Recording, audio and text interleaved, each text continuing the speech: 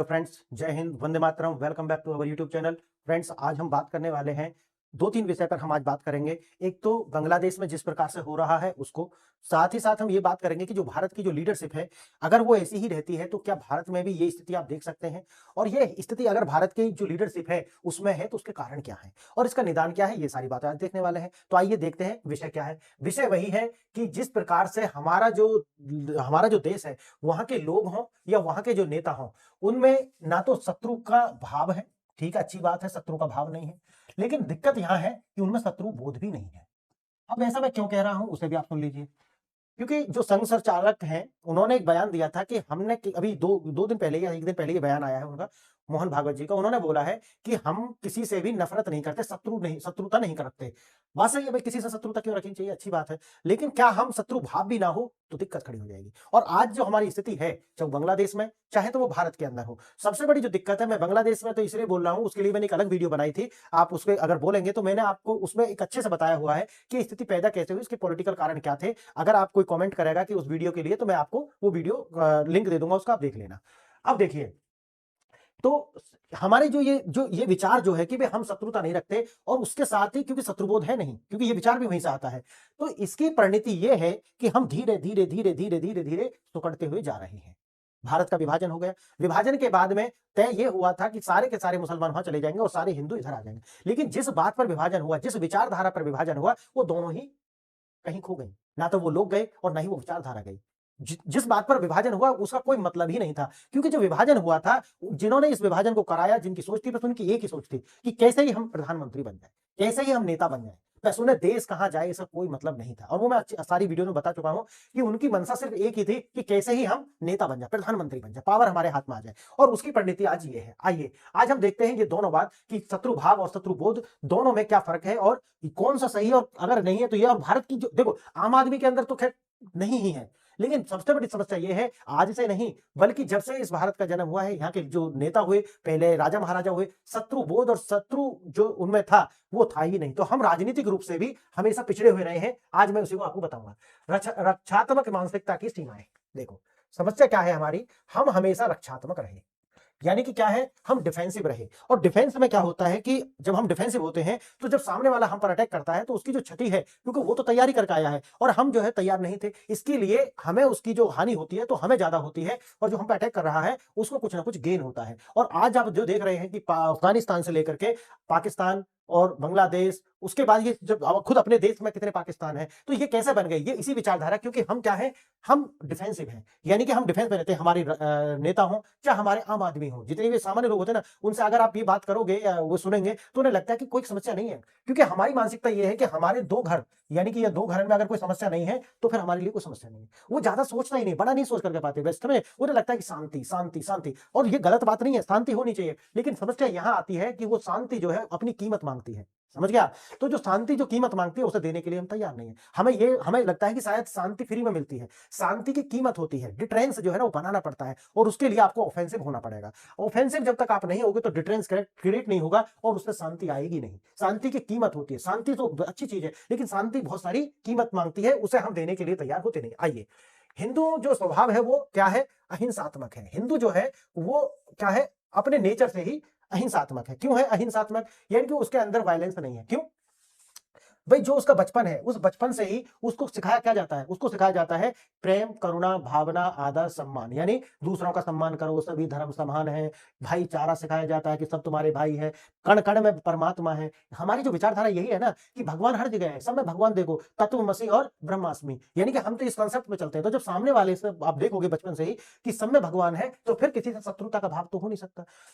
दूसरी बात, जब वो बड़े होते हैं तो उनका जो एक हिंदू जो है, जब वो बड़ा होता है तो उसका मानसिकता होती है कि वो डेवलपमेंट करेगा, मतलब वो नौकरी करेगा, पैसा कमाएगा, बिल्डिंग बनाएगा, बच्चों को पढ़ाएगा, ये सारे काम उसकी प्राथमिकता में आते हैं।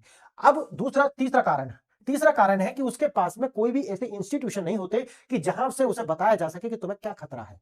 ये तीन जो कारण मैंने आपको बताए हैं, इन तीन कारणों की वजह से ही हम क्या हैं, हम हैं एक अहिंसक।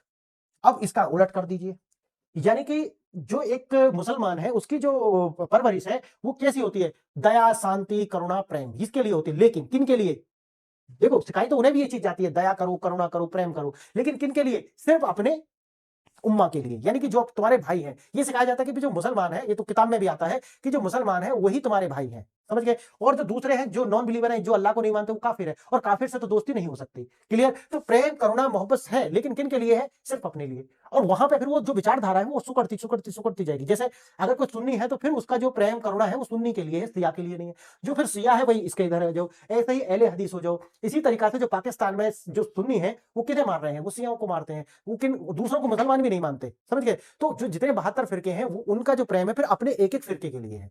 और फिर व्यक्तिगत आ जाता है कि भाई सच्चा मुसलमान मैं हूं, तो उनमें जो है ये चीज है। लेकिन दिक्कत कहां आती है कि वो एक बंद कमरे की तरह है। क्या है? एक बंद कमरे की तरह, बस वो अपने इनके लिए है। दूसरी चीज जो मैंने आपको बताई थी, वो बताई थी कि जब वो बड़े होते हैं तो जब यहां से क्या सीखा? करुणा प्रेम। तो जब एक हिंदू बड़ा होगा, ठीक, तो वो क्या सीखेगा? मैंने बताया वो डेवलपमेंट सीखेगा। कोई बड़े होंगे घर, लेकिन ये उसमें भी आएगा, क्रिश्चियन में भी ये आएगा और मुसलमान में भी आएगा कि भाई बड़े होंगे। लेकिन एक दिक्कत जो साथ में आएगी वो ये आएगी, एक तो एजुकेशन।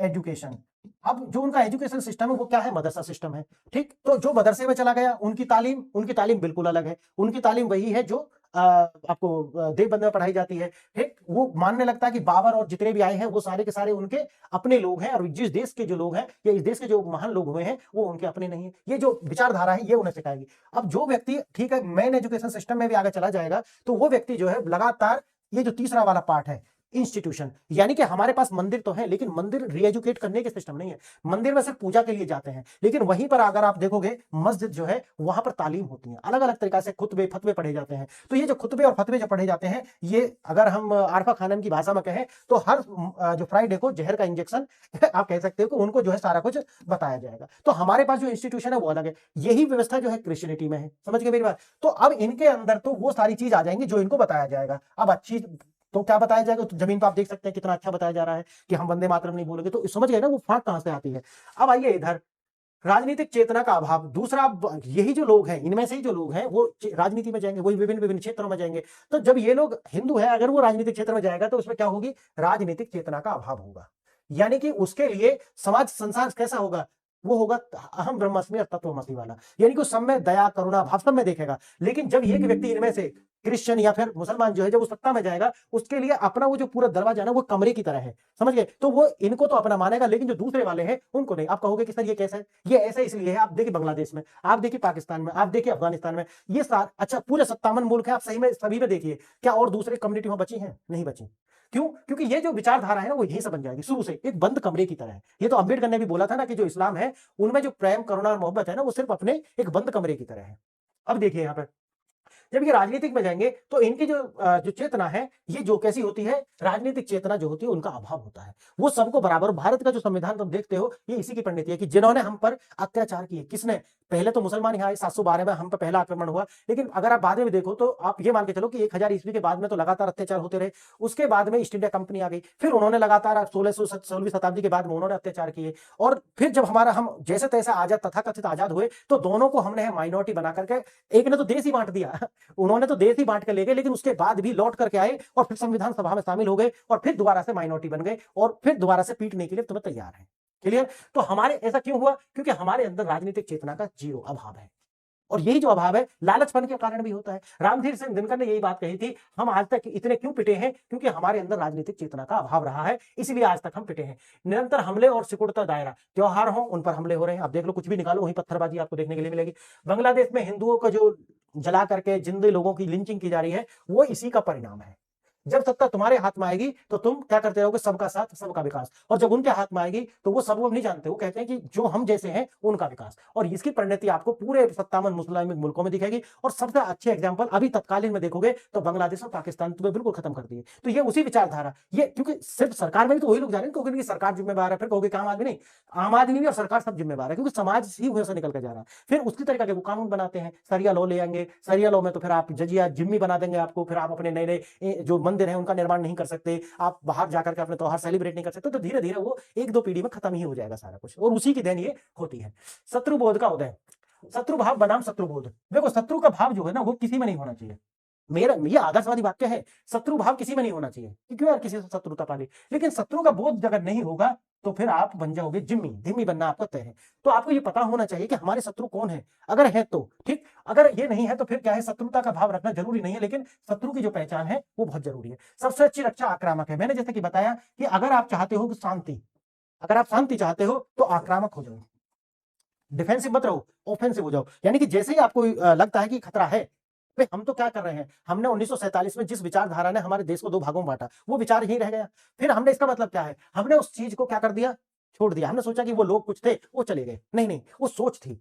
देखो इंसान सब अच्छे होते हैं, इंसान खराब नहीं होते, लेकिन जो सोच है, जो आइडियोलॉजी है ना, वो सबसे खतरनाक होती है। तो आइडियोलॉजी अगर अच्छी है तो वो अच्छे आपको आगे परिणाम दिखाएगी, अगर बुरी है तो उसके परिणाम बुरे होंगे। तो यही है कि अगर हमको शांति चाहिए तो आक्रामक होना पड़ेगा। अगर हम आक्रामक होते तो आज हम जिस देश में देख रहे हैं ना, अपने देश में दोबारा से वही फिर 1946 वाली स्थिति देख रहे हैं हम। तो ये जो स्थिति है ये हम आज नहीं देखते, अगर हम आक्रामक होते और इसका इलाज पहले ही कर लिया होता तो ये स्थिति आज हमारे सामने नहीं आती। अब इसका एक उदाहरण मिलता है आरएसएस। आरएसएस जो है उसकी स्थापना होती है 1925 के अंदर।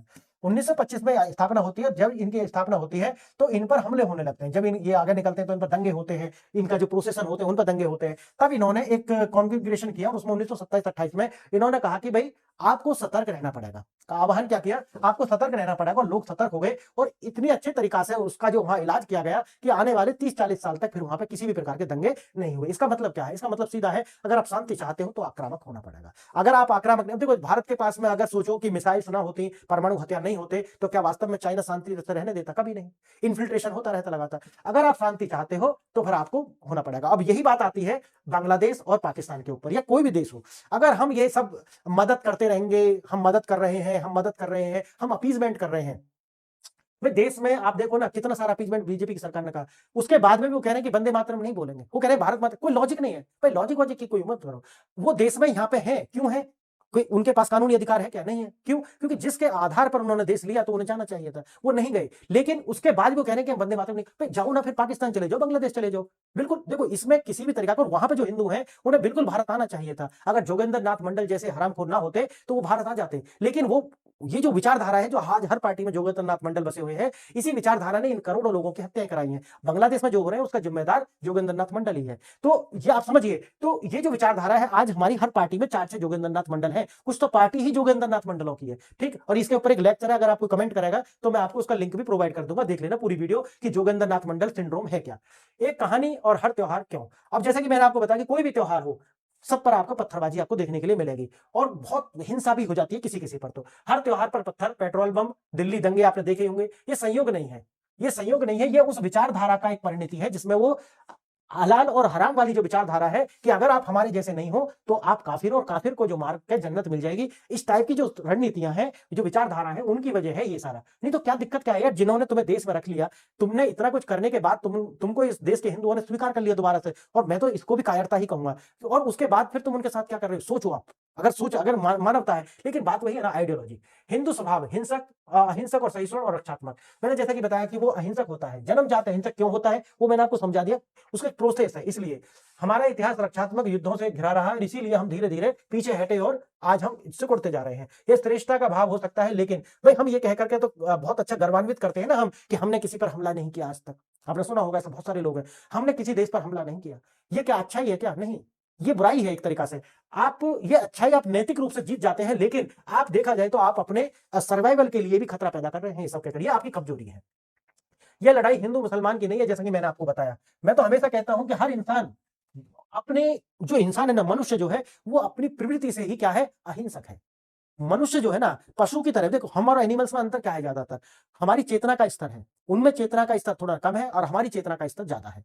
तो पशु में, मनुष्य में एक ही अंतर है, चेतना का। अब मनुष्य जो होता है वो कोई भी हो, यहूदी हो, क्रिश्चियन हो, मुसलमान हो, हिंदू हो, कोई भी हो, सब के सब क्या होते हैं, अपने नेचर से शांति प्रिय होते हैं, अहिंसक होते हैं। वो अगर उनको कोई ना सताए तब तक वो किसी पर अटैक नहीं करते, और ये हिंदू का नेचर है। क्यों? क्योंकि मैंने आपको शुरू में समझा दिया है कि उनकी जो उनका जो देखा जाए तो इंडोक्ट्रिनेशन को, या फिर उनकी परवरिश जो है ना, वो इसी तरीका की होती है। तो वो नेचुरल है जो आज हिंदू आप देखते हैं ना, ये मनुष्य का नेचुरल स्वभाव है जो हिंदू है। तो हिंदू का नेचर आप देखो तो समझ लेना कि ये मनुष्य का नेचर होता है, जो मतलब अगर उसको कुछ ना सिखाया जाए तो मनुष्य अगर कोई होगा तो एक हिंदू की तरह होने वाला है। लेकिन दिक्कत कब आती है, जब उनको विचारधारा सिखाई जाती है, जब उनको सिखाया जाता है कि तुम महान हो, तुम्हारी सुपरमेसी है, ये धरती तुम्हारे लिए बनी है, बाकी अगर इसमें कोई और है तो वो उसे जीने का कोई हक नहीं है। ये जो विचारधारा है, यही विचारधारा पाकिस्तान है। पाकिस्तान में कहता हूं ना हमेशा, कोई देश नहीं है, कोई टुकड़ा नहीं है। अरे 70 साल पहले तो वहां हिंदू थे ना, तो देश को कैसा खराब कह सकते हो? तो देश तो सही है, लेकिन दिक्कत क्या है, विचारधारा। तो हमको उस विचारधारा को तोड़ना पड़ेगा। अगर हम इसका इलाज चाहते हैं तो इस विचारधारा का इलाज करना पड़ेगा। क्लियर? अब देखिए विचारधारा क्या है, जो मैंने आपको बताया। हिंदू क्या करता है कि भाई सभी धर्मों का सम्मान करो, ये बचपन से सब दिखाया कि भाई सर्वधर्म समभाव, है ना, और वसुदेव कुटुंबकम, ये सब सिखाया जाता है। लेकिन वास्तव में ना तो क्रिश्चियनिटी में ये सब है, ना तो यूहिदिज्म यानी जुडाइज्म जिसे बोलते हैं ना उसमें ये है, और ना ही इस्लाम में ये है। ये सब कुछ नहीं है। क्योंकि जो आप देखोगे बांग्लादेश के अंदर जो दीपू दास था जिसकी हत्या करी गई, उसने क्या बोला था? उनकी जो एजेंसी है वही बता रही है, मैं अपनी बात से नहीं कह रहा। उसने कुछ नहीं बोला, उसने कहा कि भाई सभी जो धर्म है वो समान है, और जो ईश्वर है, चाहे अल्लाह है, वो सब वही है। भाई गांधी जी पढ़ लिए होंगे उसने, गांधी जी कह के गए थे ना, अल्लाह ईश्वर तेरो नाम, तो उसने वही बात बोल दी, बस उसी बात पर उसकी लिंचिंग हो गई। आप समझ रहे हैं? इसका मतलब ये है कि जो विचारधारा भारत में है वही तो बांग्लादेश में, वही पाकिस्तान में। अगर वो आपकी यहां लिंचिंग नहीं कर पा रहा तो उसका मतलब यही है कि वो अभी समय का इंतजार कर रहा है। क्यों? उसे पावर में नहीं है। जिस दिन पावर में आएगा तो वो आपको बता देगा वही। अब देखिए ना, विचारधारा 2, आक्रामक विचारधारा। मूर्ति पूजकों को नस्तनाबूद करना और मजहब का काम, यानी क्रिश्चियनिटी भी यही करती है। रोम, यूनान और मिस्र किसने मिटाए थे? क्रिश्चियनों ने मिटाए थे ना। तो जो तोड़ने वाले थे वो क्रिश्चियन थे। तो इस्लामिक सुपरमेसी जो आप बांग्लादेश में आज देख रहे हैं, जो पाकिस्तान में आपने देखी कि वहां से सब लगभग समाप्त है। यह वर्चस्व की लड़ाई है। पश्चिम बंगाल में बन रही जो मस्जिद है, आपने देखा, मैंने इसके ऊपर एक वीडियो बनाई थी, है ना, कि जो वहां का हुमायूं कबीर है वो मस्जिद बना रहा है बाबरी के नाम से। तो बाबरी, भाई मस्जिद तो बहुत सारी है बंगाल में भी, पूरे भारत में लाखों मस्जिद है, 5-6 लाख मस्जिद होगी। तो ये 5-6 लाख जो मस्जिद है, इनके अलग फिर बाबरी क्यों? नहीं समझे? आपने देखा होगा कि जगह जगह से खबर आती है कि भाई गाय खाना है, गाय खा रहे हैं, तो गाय ही क्यों खानी है? सोचो आप। क्योंकि उससे आपको ये दिखाना है कि हम क्या है, हम सुपरमेसी है हमारी, समझिए? तो आपको चिढ़ाना जो है ये मुख्य उद्देश्य। तो बाबरी मस्जिद उसी का प्रतीक है कि आपको ये दिखाना है कि आप 70-80% हो बंगाल में, लेकिन हम बाबरी मस्जिद बनाएंगे क्योंकि बाबर तुम्हारा दुश्मन है तो हमारा वो। अब मैं बताऊं इस मानसिकता को क्या कहोगे? अब कहो ना इसके कि भाई निकलो यहाँ से, भाई इसी के लिए तो तुम्हें पाकिस्तान और बांग्लादेश मिले हैं। वही ये सब करो जाकर के, बाबरी बनाओ, या फिर औरंगजेब के लिए बनाओ, या किसी के लिए बनाओ, ठीक। लेकिन बात वही है, हमारी जो लीडरशिप है वो स्पाइनलेस है। अभी उसमें कभी भी नहीं और आज भी नहीं है, बिल्कुल रहा ही नहीं कि यहाँ तुम क्यों हो। जिस दिन ये कहना शुरू करेंगे कि यहाँ पर तुम रहे तो इसलिए रहे होगे क्योंकि तुम्हें हिंदुओं के और उनके त्योहारों से कोई दिक्कत नहीं थी। अगर आप यहाँ रहे तो आज विरोध नहीं, अगर विरोध है तो फिर निकलो। तो जब तक हम ये नहीं लेकर के आएंगे, जब तक हम ये सर्वधाम पगोड़ा लहसन ये सब करते रहेंगे, तो आपकी ये जो है ना, ये अटैक जो है बढ़ेंगे अभी धीरे धीरे। और मैं अभी तो कह रहा हूं, अलगाव और जो कट्टरता है वो भारत में और बढ़ती जाएगी। क्यों? क्योंकि स्पाइनलेस लीडरशिप, हमारे जो लीडर है वो बिल्कुल स्पाइनलेस है। वो गेझाई की तरह जो है ना, वो खड़े होकर नहीं चलते, वो इस तरीका से लड़ते हैं। और मैं आपको बताऊं, आपने देखा होगा कि ये बंगाल के अंदर, ये जो बांग्लादेश के अंदर जो घटना घटित हुई, इसके ऊपर किसी लीडर ने कुछ बोला है? किसी का कोई कमेंट आया है कि भाई ये जो बांग्लादेश में हो रहा है तो ये गलत है? इसके ऊपर कोई किसी का है कमेंट? अब देखिए, अब कमेंट है तो मैं आपको दिखाता हूं क्या है, उसका भी आपको एक बार दिखाना बहुत जरूरी है। एक कमेंट उस पर आया है, शत्रुघ्न सिन्हा, ठीक, जानते होगे उन्हें, काफी मशहूर है, उनके दामाद को भी जानते होगे आप, है ना। अभी ये तो वो है जब उसे ले जा रहे हैं, ये दीपू दास है, लिंचिंग से पहले की ये वीडियो है, ठीक है। मैं उसे भी दिखा रहा हूँ और दिखा रहा हूँ आपको, एक सेकेंड देखिए। होता है, ये तो गलत है, ये जाती है, लेकिन मामला दूसरे मुल्क का है। दूसरे मुल्क के मामले में हम लोग को कहाँ तक बोलना उचित होगा? लेकिन गाजा पे बोल सकते हैं, फिलिस्तीन पे बोल सकते हैं कि वहां पर अत्याचार हो रहे हैं तो ऑल आइज रखो। लेकिन हिंदू पे अगर होगा तो ये नहीं, मीडिया के थ्रू आ रही है, कि प्रचार के थ्रू आ रहा है। संदेह भी जता दिया कि भाई पता ही नहीं है, जानकारी नहीं है। मामला सेंसिटिव इशू कहते हैं, इस मामले को बहुत सोच समझ कर बोलना चाहिए, सही लोगों को बोलना चाहिए, बिल्कुल सबको नहीं बोलना चाहिए, बिल्कुल सही करना चाहिए। आप भी नहीं बोलेंगे, दूसरे इंसाफ मिले, जगह जगह शांति हो, वसुदेव कुटुंबकम का सवाल है। जब पूरा विश्व जो है एक है, तो कहीं किसी पे, चाहे किसी मजहब का हो, किसी जात का हो, किसी जाति का हो, उसके ऊपर जाति नहीं होनी चाहिए। हम तो यही दुआ करेंगे, प्रार्थना वहाँ की यूनुस साहब जो है नोबेल प्राइज विनर है, जो मोदी और यूनुस साहब सवाला हुआ प्रेसिडेंट का, अब हम चाहेंगे कि वो इन बातों को जरूर देखें, वो चिंता होनी चाहिए, और वो भी शायद रही होगी उनको। तो इसको ये करके, लेकिन इतना जरूर समझ गए आप, ये है धिम्मीपन। अब ये इस तरीका के लोग हैं आपके लीडर, आप इनको वोट देते हैं, इनको नेता बनाते हैं, इनकी पिक्चर देखते हैं, इनको यहां तक लेकर के आए हैं। ये है धिम्मीपन, यानी कि इन्होंने सारा काम खत्म कर दिया। इन्होंने कहा कि दूसरे देश के मामले में हस्तक्षेप नहीं करना चाहिए। वाकई अगर फिलिस्तीन और गाजा का मामला होगा तो फिर भाई जरूरी है, उनके हक हुकूक तो जरूरी है। और दूसरा फिर उन्होंने कह दिया कि भाई मोदी को तो कहते हैं मोदी, लेकिन यूनुस साहब, समझ गए आप? ये आतंकवादियों को भी साहब कह सकते हैं, समझ गए? तो पहले तो किसी का वो आया ही नहीं है इस पर कमेंटबाजी जो भी होती है कि भाई ये नहीं होना चाहिए, लेकिन जिनका आया है उनका आपने सुन लिया। तो ये है हमारा धिम्मीपन। हम सीधे नहीं कह सकते कि भाई उसका हत्या हुई है, उसमें भी कि मीडिया से आया है, वो प्रमाणित है, पहले जांच करवाएगा, फिर बाद में कहेगा कि भूल जाओ, क्या मतलब है, इतने साल पुराना हो गया, समझ जाओ आप। तो आपकी जो लीडरशिप है वो ये है, आपके जो लोग हैं, जो आपके रिप्रेजेंटेटिव हैं वो ये है। अब आप इनसे क्या उम्मीद करोगे? आपने देखा होगा बीजेपी के कितने, किसी लीडर ने क्या इस पर कोई लिखा है? अगर योगी जी अलग टाइप के लोग हैं, उन्हें छोड़ दो। योगी जी ने जो भी कहा है वो बिल्कुल अलग है, लेकिन क्या आपने देखा कि जो आपकी वोट से जीत करके मंत्री, सांसद, विधायक ये बने हुए लोग हैं, क्या इन्होंने उस तरीका की आवाज उठाई है? कमेंट भी नहीं है इनका, छोड़ो जमीन पे तो छोड़ो। और दूसरा जो मैं आपको बता रहा था वो है संगठन। संगठन की बात आएगी तो हमारे जो संगठन है उनके पास क्या इतने भी लोग नहीं है कि वो एक कॉल दें और 10-5 हजार लोगों को ले जाकर के एक रैली कर दें? देखो ये समझना, आरएसएस जो है, जो आरएसएस है भारत में, उसको कहते हैं कि भैया ये हिंदुओं का संगठन है। क्या इनके पास इतनी शक्ति भी नहीं है? भाई लोग तो इनके पास है, क्या इन्होंने 10-5 हजार लोग क्या है इकट्ठे करने इनके लिए? एक कॉल देंगे 10-5 हजार 20 लाख लोग इकट्ठे हो जाएंगे, तो उनको ले जाओ दिल्ली, अब कम से कम आवाज दिखाओ। लेकिन इन्होंने वो भी काम नहीं किया। तो हमारे जो धार्मिक जो लीडर है, और कितने धार्मिक लीडरों ने बोला है वो भी आप देख लीजिए। तो हमारा जो धिम्मीपन है, हम शांति चाहते हो, कह रहा ना उसमें कि शांति, तो जो शांति है वो वैसे नहीं आती। ये जो शांति का जो चूरन होता है ना वो वैसे नहीं आता, उसके लिए कीमत चुकानी, डिटरेंस क्रिएट करना पड़ता है। तो आइए वही मैं आपको शत्रु का भाव नहीं है, ये अच्छी बात है, लेकिन जो संघ संचालक जो थे उन्होंने कहा था कि हमारे अंदर ये नहीं है, लेकिन शत्रु बोध नहीं है, ये बड़ी बात है। और ये जो डरपोक जो पन है जो हमारे अंदर है, ये हमारे लिए दिन पे दिन और घातक सिद्ध होने वाला है। शत्रु बोध क्या है, मैंने जैसा कि आपको पहले बता दिया है, ये विचारधारा को पहचानना है कि भाई लोग तो सब एक जैसे हैं, लोग सब एक जैसे हैं, लेकिन कौन की ऐसी विचारधारा है जो हमें समाप्त करने के लिए सुबह 5 बजे बोल देती है कि यही है, हम ही, हमारा ही है सिर्फ, है ना, तुम्हारा कुछ नहीं है।